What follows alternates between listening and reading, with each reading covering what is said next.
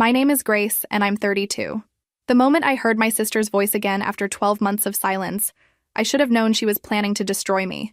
But there I was on Christmas Eve, hiding in my own hallway like some kind of spy, listening to her and my mother plot my institutionalization over hot cocoa and sugar cookies. Where are you watching from today?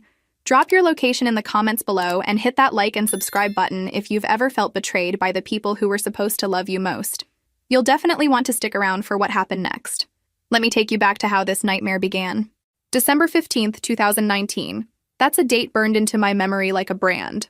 Robert and I were driving home from our anniversary dinner, the snow falling harder than the weather reports had predicted.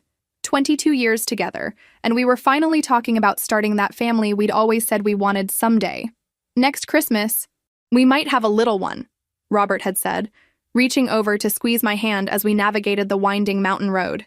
His wedding ring caught the dashboard light, and I remember thinking how lucky I was to have married my best friend. The semi-truck ran the red light going at least 60 miles per hour. I saw it coming, this massive wall of metal and lights bearing down on Robert's side of the car. I opened my mouth to scream his name, but the impact stole my voice, my breath, my entire world. When I woke up 3 days later, Robert was gone. The doctors explained about internal bleeding, about how quickly it happened, about how he didn't suffer.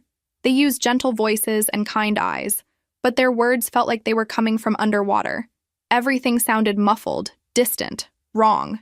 That's when they told me about my hearing. Traumatic brain injury, they called it. Damage to the auditory nerve. They threw around percentages and probabilities, but the bottom line was simple. I was deaf. At 32 years old, I had lost my husband and my hearing in one devastating moment. The irony wasn't lost on me. Robert used to joke that I never listened to him anyway. Now I literally couldn't hear a word anyone said. If he could see me now, he'd probably make some smart comment about finally getting my attention. God, I missed his terrible sense of humor almost as much as I missed everything else about him. The funeral was a blur of lip movements and sympathetic touches. I sat in the front pew wearing the black dress Robert had bought me for his company Christmas party just weeks before, watching people's mouths move in what I assumed were condolences. My sister Sarah kept rubbing my back in small circles, the way she used to when we were kids and I had nightmares. Learning to navigate silence was like learning to breathe underwater. Every conversation required a notepad. Every phone call became an impossible task. The doorbell might as well have been decoration. I missed my alarm clock more times than I could count, showing up late to meetings with puffy eyes and apologetic expressions. My beautiful house, the one Robert and I had spent 3 years renovating, became a prison of memories. His coffee cup still sat in the sink because I couldn't bear to wash it. His clothes hung in our closet, still smelling faintly of his cologne. I found myself talking to him constantly, since there was no one around to judge the crazy lady having conversations with the dead. Well, this is a fine mess you've left me in, I told his empty side of the bed one morning. 22 years together and you couldn't stick around for the hard part? The grief support group was a disaster. Sitting in a circle of folding chairs while people shared their pain would have been difficult enough if I could actually hear them. Instead, I spent each session trying to read lips and catching maybe every third word. The facilitator, a well-meaning woman named Patricia, would occasionally turn to face me directly and speak slowly, which somehow made everything worse. Work became impossible. As a marketing director, my job depended on meetings, phone calls, and presentations. I'd spent 15 years building my career, working my way up from assistant to department head, and suddenly I couldn't perform the most basic functions of my job. My boss, Jennifer, tried to be accommodating at first, assigning me to email-based projects and written reports. But there's only so much accommodation you can make in a world designed for people who can hear. After 6 weeks of missed calls, confused conference meetings, and projects that fell through the cracks, Jennifer called me into her office with a human resources representative. They didn't fire me exactly. They offered me a disability leave package with reduced pay and the understanding that my position would be evaluated for future compatibility. Corporate speak for, "You're done here," but were too polite to say it directly. That night, I sat in Robert's study surrounded by financial documents and insurance papers, trying to figure out how long I could maintain our lifestyle on disability payments and life insurance. The house payment alone was more than my monthly benefits. I'd need to make some serious changes. And fast. That's when Sarah called. Texted, actually, since phone calls were no longer an option. Sarah's text message was characteristically dramatic. "Emergency. Brad served divorce papers. Can Tommy and I stay with you temporarily? just until I get back on my feet. My younger sister had always been the family tornado, leaving a trail of chaos in her wake while everyone else cleaned up the mess. Her marriage to Brad had been rocky from the start. Two people who brought out the worst in each other and then blamed everyone else for their problems. Tommy, her 8-year-old son, was an innocent casualty in their war. A sweet kid who deserved better than parents who used him as a weapon against each other. I'd always had a soft spot for my nephew, maybe because I saw something of myself in his quiet way of dealing with family drama. I texted back, "Of course. How long is temporarily? Just a few weeks, maybe a month. You're an angel." 3 days later, Sarah arrived with enough luggage to suggest her definition of temporarily was more optimistic than realistic.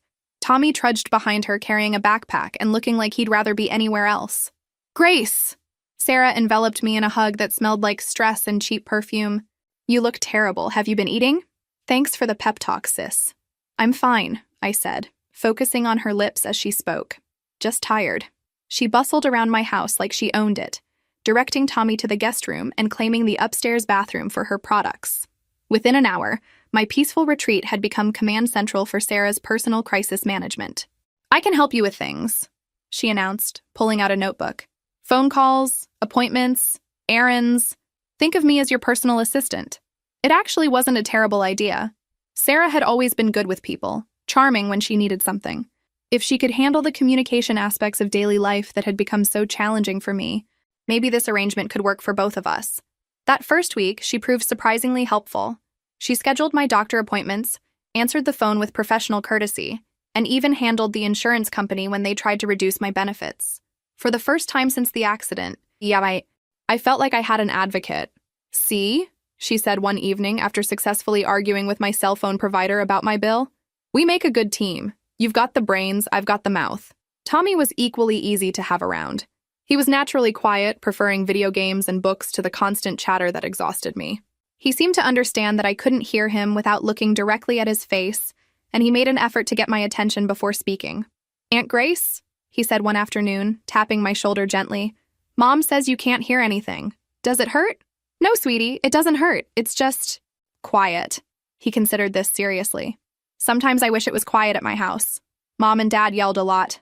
My heart broke a little for this kid who'd learned to associate silence with peace. I ruffled his hair and decided that whatever inconvenience Sarah's presence caused, giving Tommy a stable place to stay was worth it. Living with Sarah was like having a very helpful hurricane in my house.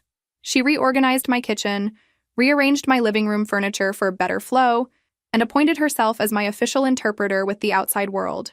"You need systems," she declared, setting up a whiteboard in the kitchen for daily schedules and important reminders. "Structure is what's going to get you through this." I had to admit, having someone handle the phone calls and appointments that had become so stressful made a significant difference. Sarah scheduled my grocery deliveries, coordinated with my insurance company, and even managed to get my disability payments increased by arguing that my previous calculation had been incorrect.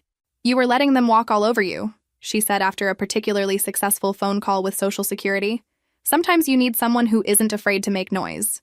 The trade-off was that Sarah made noise about everything. She had opinions about my clothes, my diet, my sleep schedule, and my general approach to grief recovery. She criticized my tendency to spend entire days in pajamas and instituted mandatory self-care Sundays that involved face masks and forced social activities.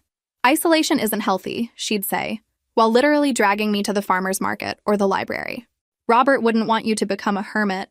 I wanted to argue that Robert had actually loved our quiet Saturday mornings at home, but engaging in that conversation required more energy than I had.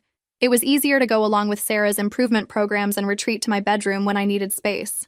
Tommy adapted to our household routine with the resilience kids show when they've learned to read adult moods for survival.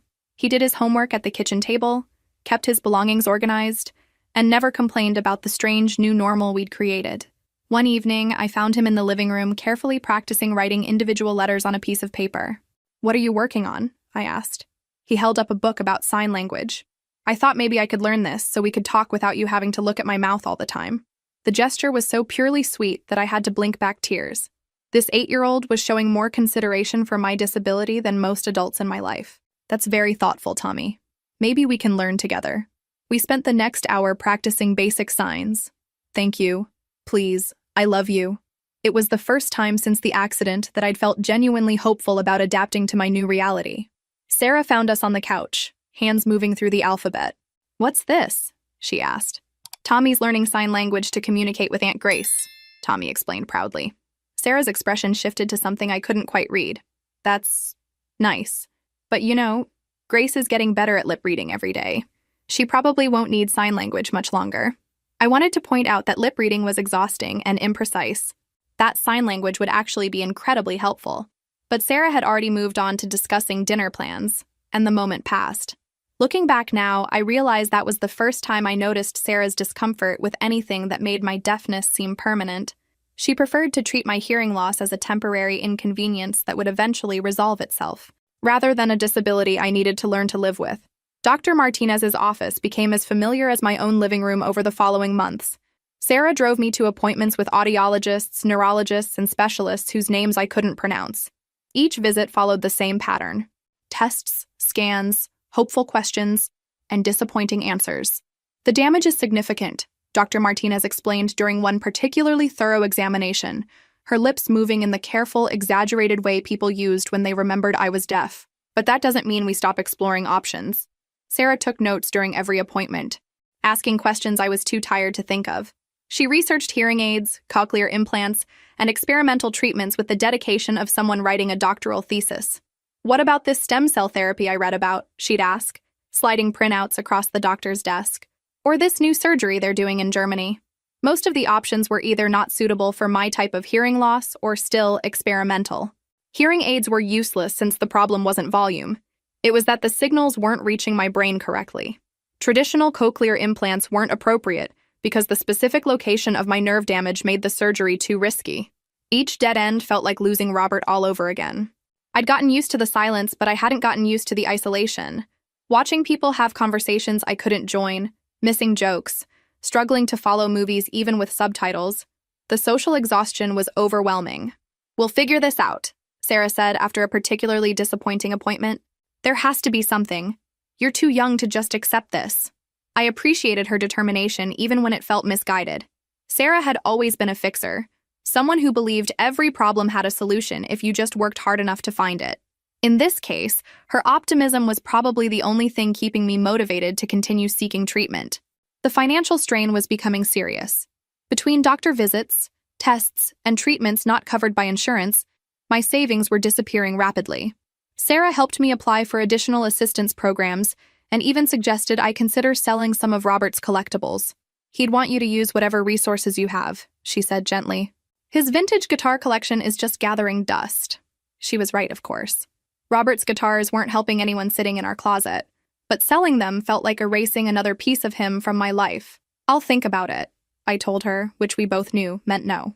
Sarah's frustration with my attachment to Robert's belongings was becoming more obvious. She made comments about moving forward and letting go that felt premature and insensitive. I'd been widowed for less than a year.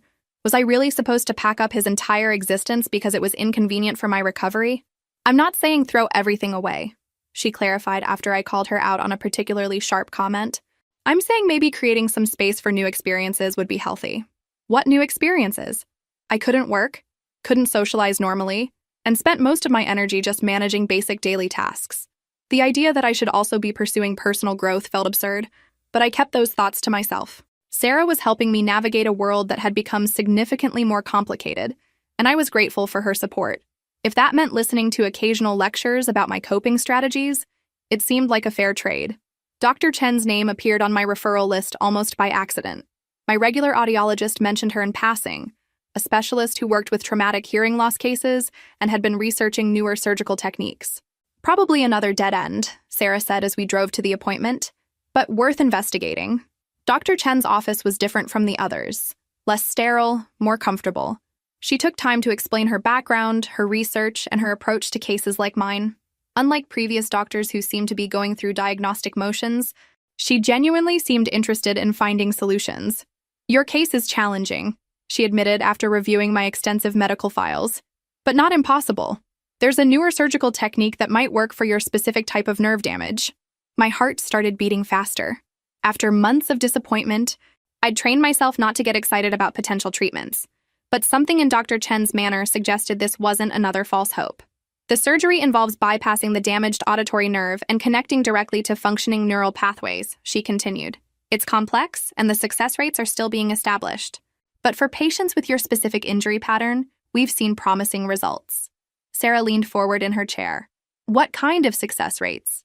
Approximately 60% of patients experience significant improvement. 20% get partial hearing restoration. The remaining 20% see no change. But the surgery doesn't make anything worse. Those weren't lottery ticket odds. Those were real, legitimate chances at getting my life back. What would the recovery process look like? I asked. 6 weeks of healing before we can assess results. Initially, sounds would be very different, more mechanical, less natural. Your brain would need time to reinterpret the new signals, but most patients adapt within 6 months. The surgery would be expensive, and my insurance company would require extensive documentation to approve coverage. Dr. Chen warned me that the approval process could take months, and there were no guarantees. But, she added with the first genuine smile I'd seen from a doctor in months, I think you're an excellent candidate. Your overall health is good, the timing of your injury makes you ideal for this procedure, and your youth works in your favor for recovery. Walking out of that appointment, I felt something I hadn't experienced since the accident. Genuine hope. Not the desperate kind that had driven me to every previous doctor visit, but real, grounded possibility. 60%, Sarah kept repeating in the car. Those are good odds, Grace. Really good odds. For once, we agreed completely. That night, I called Dr. Chen's office and scheduled the extensive pre-surgical testing she'd recommended. I didn't tell them that I'd already decided. If there was a 60% chance I could hear Robert laugh again, even if it was just in my memories, I was willing to risk everything for it. The irony would hit me later. I was about to undergo surgery to regain my hearing, but I had no idea how much I'd wish I could go back to being deaf, once I heard what my family really thought about me. But that night, lying in bed with Sarah and Tommy asleep upstairs, I felt hopeful for the first time in 12 months. I was going to fight for my life back, whatever it took. The insurance approval came through faster than anyone expected. Apparently, my case was so straightforward that even the bureaucrats couldn't find reasons to delay. Dr. Chen scheduled my surgery for December 20th, just 5 days before Christmas. Sarah was in Florida visiting her college roommate, a trip she'd planned months earlier. Are you sure you'll be okay alone for a week? She'd asked before leaving. I can cancel if you need me. Go, I'd insisted. I'll be fine. Tommy's at his dad's for winter break anyway. What I didn't tell her was that Dr. Chen had called the day before Sarah left, offering me the surgery date. Something stopped me from mentioning it. Maybe I wanted to handle this part of my recovery independently. Maybe I was tired of Sarah managing every aspect of my medical care. Or maybe I just wanted the chance to surprise my family with the greatest Christmas gift possible. My voice answering their questions instead of written notes and tired gestures. The decision felt right. If the surgery worked, I could reveal my restored hearing during Christmas dinner. If it didn't work, I'd deal with the disappointment privately and tell them about the attempt later. Imagine their faces, I told Robert's photograph the night before surgery. Sarah will probably scream loud enough to wake the neighbors. Mom will cry and say she knew I'd figure something out. It'll be perfect. What do you think will happen next? Drop your predictions in the comments below. I bet you can't guess how this story actually unfolds. The morning of December 20th, I drove myself to the hospital with a small overnight bag and Robert's wedding ring on a chain around my neck. The pre-surgery routine was standard. Paperwork, IV insertion, conversations with anesthesiologists whose lips I couldn't quite read in the harsh fluorescent lighting. Dr. Chen stopped by my room an hour before surgery. Any last questions or concerns? Just one, I said. How soon will I know if it worked? Some patients hear mechanical sounds within hours. Others take days or weeks. Your brain needs time to interpret the new signals. Don't get discouraged if results aren't immediate. But I was already imagining Christmas Eve, sitting around our dining room table, casually responding to someone's question instead of reaching for my notepad. The look of shock and joy on their faces would be worth 12 months of silence. The last thing I remembered before anesthesia was Dr. Chen's confident smile and her promise that she'd see me on the other side. Waking up from surgery felt like surfacing from deep water. My head was bandaged, my mouth was cotton, and everything hurt in a distant, manageable way. But underneath the post-operative fog, something was different. I could hear my heartbeat, not feel it. Hear it. A rhythmic whooshing sound that seemed to come from inside my skull. When the nurse adjusted my IV, the plastic tubing made a soft clicking noise against the bed rail. These weren't normal sounds exactly. They were mechanical, artificial, like listening to the world through a radio with poor reception. But they were sounds. Grace? The nurse's voice was tinny and strange, like she was speaking through a tunnel. "Can you hear me?" I tried to answer, but my throat was too dry. Instead, I nodded, and she smiled so broadly that I could see every tooth. Dr. Chen appeared in my doorway an hour later, moving carefully to stay within my line of sight. "How are you feeling?" she asked. "Like I got hit by a truck," I managed to whisper. "But I can hear you. Your voice sounds like a robot, but I can hear you." "That's completely normal. Your brain is learning to process the new signals. Over the next few weeks, voices will start sounding more natural as your neural pathways adapt." The improvement was gradual but constant. By that evening, I could distinguish between different people's footsteps in the hallway. The television in my room was a chaos of overlapping noises, but I could pick out individual words if I concentrated. Nurses kept stopping by my room, partly for medical checks, but mostly because word had spread about the patient who was hearing for the first time in over a year. They spoke slowly and clearly, watching my face light up when I understood their words without needing to read their lips. "It's like watching someone be born," one of the younger nurses said. "You look like you're discovering the world all over again." She was right. Every sound was a miracle. The beeping of monitors, the swoosh of air conditioning, the distant hum of elevator machinery. Sounds that healthy people filtered out unconsciously were fascinating to me. I was discharged on December 22nd with strict instructions about rest, medication, and follow-up care. Dr. Chen had cleared me for light activities, including driving short distances, as long as I avoided heavy traffic and stayed close to home. My hearing was still mechanical and limited, but improving hourly. Voices were becoming more recognizable, and I could follow simple conversations without visual cues. The drive home was an adventure in itself.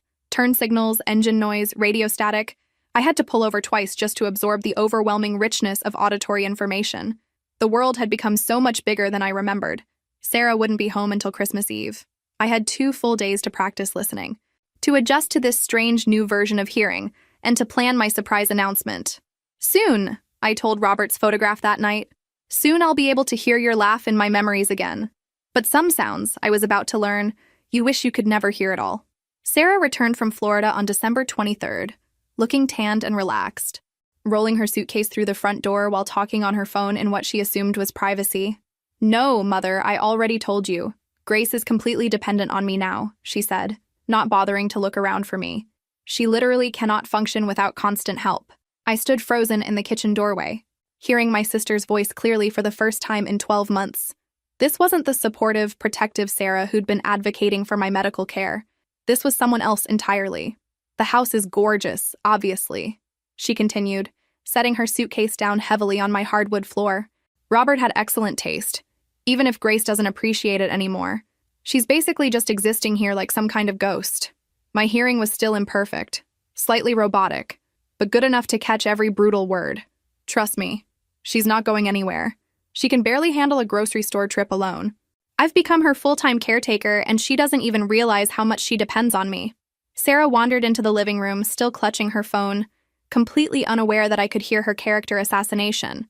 "The best part is that she's grateful for everything I do. She actually thinks I'm helping her out of sisterly love." Sarah's laugh was sharp and unfamiliar. "She has no idea how much I resent being stuck here playing nursemaid to someone who's become completely useless." I pressed my back against the kitchen wall, processing not just the words but the casual cruelty in her voice. This was how she really talked about me when she thought I couldn't hear. This was what 12 months of support had actually been. No, she's not suspicious about anything. Deaf people are surprisingly easy to manipulate when you control their access to information. She believes whatever I tell her because she has no choice. The conversation continued, but I'd stopped listening.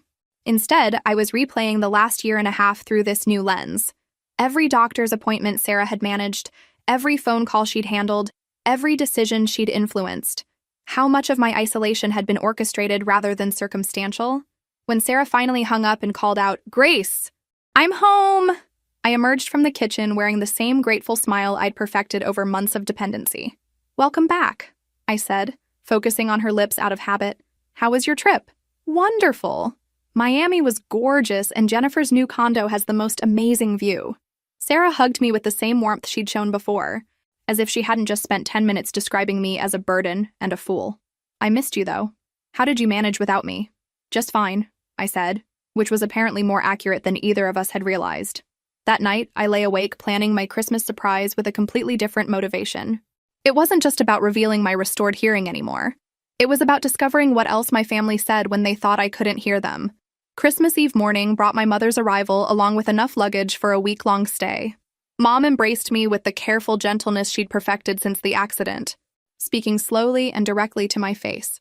"Merry Christmas, sweetheart. You look wonderful. Sarah's been taking such good care of you." If she only knew how well Sarah had been taking care of herself. "I'm so glad you're here, Mom," I said, meaning it more than she realized. The three of us spent the morning preparing Christmas Eve dinner. Well, Mom and Sarah prepared while I performed my assigned role as the helpless deaf sister who needed constant supervision and assistance. "Grace, honey, could you set the table?" Sarah asked, speaking clearly and gesturing toward the dining room. Just the simple settings, nothing complicated. Simple settings. As if deafness had somehow affected my ability to arrange silverware. I smiled and nodded, playing my part while internally cataloging every patronizing interaction. Around 2 o'clock, I announced that I was tired and wanted to take a nap before dinner. This was partly true. My head still ached from surgery, but mostly strategic. If I was going to learn what my family really thought about me, I needed them to believe they had privacy. "Good idea," Mom said. "You rest up. Sarah and I will finish the cooking." I went upstairs to my bedroom but left the door slightly open. My hearing was still imperfect, but good enough to catch conversations from the kitchen if I positioned myself correctly. For the first hour, they discussed normal holiday logistics, cooking times, gift wrapping, family gossip. I was beginning to think my paranoia was unfounded when the conversation shifted. "How much longer do you think you'll need to stay here?" Mom asked. "Honestly, I'm getting tired of playing caretaker," Sarah said, her voice carrying clearly up the stairs. "Grace has become completely dependent on me, and it's exhausting." "Has she made any progress with her independence?" "None. She's basically given up on having a real life. She just sits around feeling sorry for herself, expecting me to handle everything." Mom made sympathetic clucking sounds. "It must be so difficult for you, sacrificing your own life to take care of her." "It is, but I've been thinking about long-term solutions. Grace is never going to be self-sufficient again. She's lost without Robert, and the deafness just made everything worse. My heart started beating so hard I was afraid they might hear it downstairs." "What kind of solutions?" Mom asked.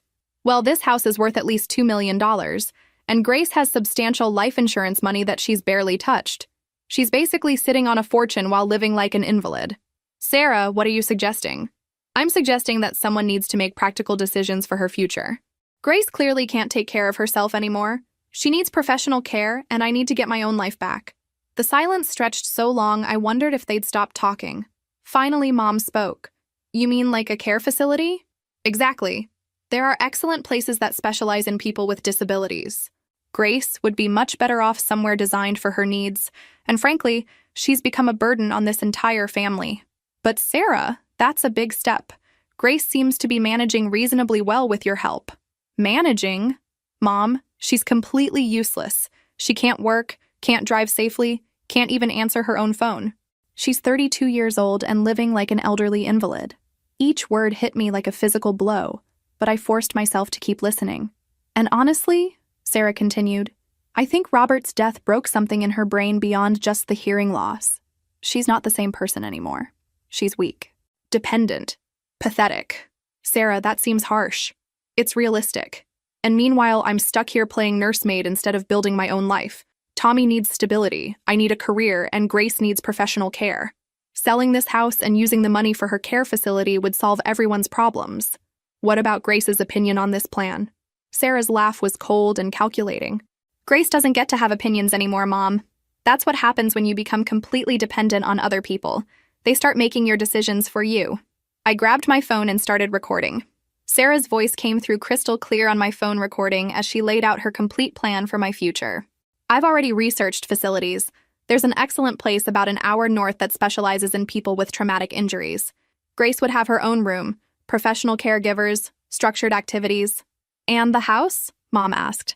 "Would be sold immediately. The real estate market is incredibly strong right now. With Grace's condition, she'll never need a house this size again anyway." "But legally, don't you need Grace's permission for something like that?" "Not necessarily. I've been researching guardianship options. Given Grace's obvious inability to manage her own affairs, a court would likely grant me legal authority to make decisions in her best interest." My hands were shaking so hard I almost dropped the phone. But the recording continued. "Sarah, this sounds like you've been planning this for a while." "I have. I can't spend the rest of my life being Grace's caretaker. She had her chance at happiness with Robert, and now that's over. I deserve a chance at my own life. What about the life insurance money? Would go toward her care, obviously. But there would likely be enough left over for me to get back on my feet. Think of it as compensation for the 1.5 years I've spent taking care of her. Mom was quiet for several minutes. When she finally spoke, her words shattered what was left of my heart. You know, Sarah, you might be right. Grace hasn't shown any real progress toward independence. Maybe professional care would be better for everyone. Exactly. And honestly, Mom, she's become embarrassing. When people ask about her, what am I supposed to say? That my 32-year-old sister sits around her dead husband's house playing victim while I handle all her basic life functions? It is sad to see her so diminished. Sad and pathetic. She used to be intelligent, capable, attractive. Now she's just broken. There's no point in pretending she's going to recover when she's clearly given up on herself. The recording was 18 minutes long by the time their conversation moved on to other topics. 18 minutes of my sister and mother discussing my institutionalization like they were planning a vacation. I spent the next hour in my bedroom, alternating between rage and disbelief. Then I did something that would have been impossible 12 months ago. I picked up my phone and called my lawyer. Martin, it's Grace. I know it's Christmas Eve, but I need an emergency consultation tomorrow morning. Yes, it's urgent. And Martin, I need you to recommend a good private investigator. Martin owed me a favor from when Robert and I had referred several clients to his firm over the years. He'd always said to call if I ever needed anything, and apparently he meant it. That evening, I played my part perfectly at Christmas dinner. I smiled gracefully when Sarah cut my meat without being asked. I nodded appreciatively when Mom spoke slowly and clearly about her holiday plans. I even allowed Sarah to translate a phone call from Robert's sister, who'd called to wish me Merry Christmas. She says she hopes you're doing well and that she's thinking of you. Sarah lied smoothly. I'd heard every word of the actual conversation, which had been much warmer and more personal. Tell her I said thank you, I replied, wondering how many other conversations Sarah had filtered or fabricated over the past year. As my family exchanged gifts and made cheerful conversation about their plans for the coming year, I sat quietly at the table where Robert and I had hosted so many dinner parties, planning my own future. A future that definitely didn't include guardian sisters or care facilities. December 26th brought the most satisfying conversation of my life, and for the first time in over a year, I was the one controlling the narrative. Martin's office was closed for the holiday week, so we met at his house where he reviewed my recording with the grim expression of someone who'd seen every variety of family betrayal. This is actionable, he said after listening to the complete 18-minute conversation. Clear evidence of intent to commit guardianship fraud and financial exploitation of a disabled person. What are my options? Several. Criminal charges, civil restraining order, immediate eviction proceedings. Your sister has been living in your house without a lease, so legally she's a guest you can remove at any time. I want her gone today. I can have eviction papers drawn up within an hour. Given the circumstances and the recorded evidence, I'd recommend a restraining order as well. 3 hours later, I returned home with legal documents and a police escort. Sarah was in the living room wrapping Tommy's late Christmas presents when I walked through the front door with Officer Henderson. Grace? Sarah looked confused. What's going on? Who is this? This is Officer Henderson. He's here to supervise while you pack your belongings. I handed her the eviction notice, enjoying the way her face changed as she read the legal language. Grace, you can't be serious. What is this about? I pulled out my phone and played a 30-second clip from Christmas Eve's recording. Sarah's voice filled the room clearly. Grace doesn't get to have opinions anymore, Mom. That's what happens when you become completely dependent on other people. They start making your decisions for you. Sarah went completely white. How did you can't hear... Surprise, I said dryly. Turns out I'm not as useless as you thought.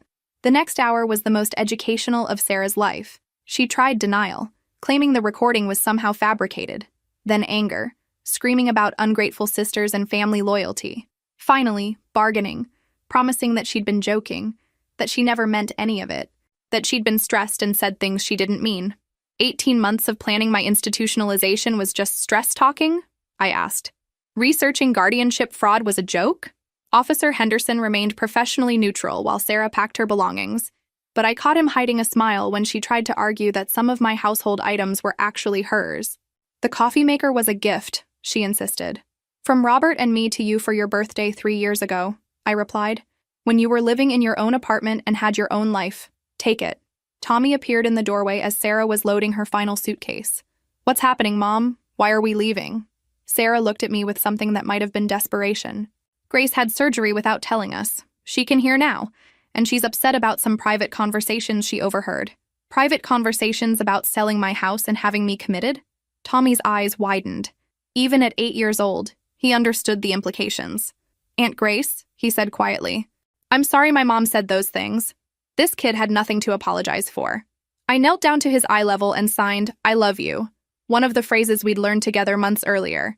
You're always welcome here, Tommy. This isn't about you. After they left, I walked through my house reclaiming every space that Sarah had commandeered. I moved my belongings back to their original locations, threw away her organizational systems, and removed every trace of her 12-month occupation. That evening, I called Dr. Chen with an update on my hearing progress. The mechanical quality is almost completely gone, I reported. Voices sound natural, and I can follow complex conversations without visual cues. Excellent. You're recovering faster than most patients. If this story resonated with you, make sure to like and subscribe for more stories about standing up to family members who mistake kindness for weakness. Sometimes the people who claim to love you the most are the ones planning your downfall. 6 months later, my life had returned to something resembling normal. I'd returned to work part-time, started dating again, and even joined a support group for people with hearing loss. Not because I needed it anymore, but because I wanted to help others navigate the world I'd learned to survive. Sarah never contacted me again, which was probably for the best.